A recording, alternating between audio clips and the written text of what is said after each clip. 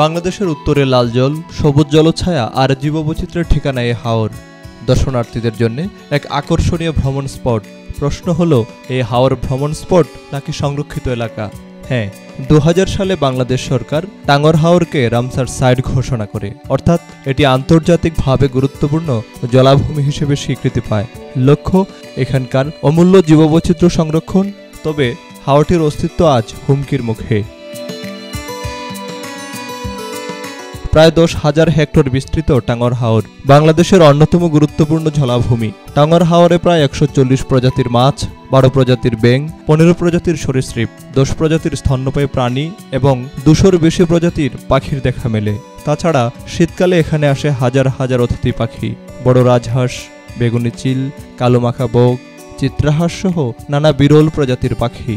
এখানকার উদ্ভিদের মধ্যে হিজল, করচ, নলখাগড়া, শাপলা শালুক এই জলাভূমির পুরো ইকোসিস্টেমকে ভারসাম্যে রাখে।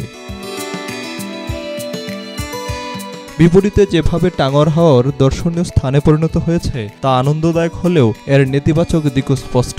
অপরিকল্পিতভাবে নৌকা চলাচল, প্লাস্টিক বর্জ্য ফেলা, উচ্চস্বরে সাউন্ড সিস্টেম ব্যবহার সব মিলিয়ে প্রাণীকুলের আবাসস্থল বিঘ্নিত হচ্ছে।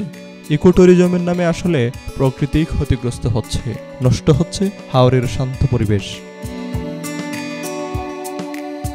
এছাড়াও অবৈধ বালু উত্তোলন, নদীনালা ব্লক, জাল ব্যবহার ও পানি দূষণ হাওরের জীববৈচিত্র্যকে করছে ক্ষতিগ্রস্ত।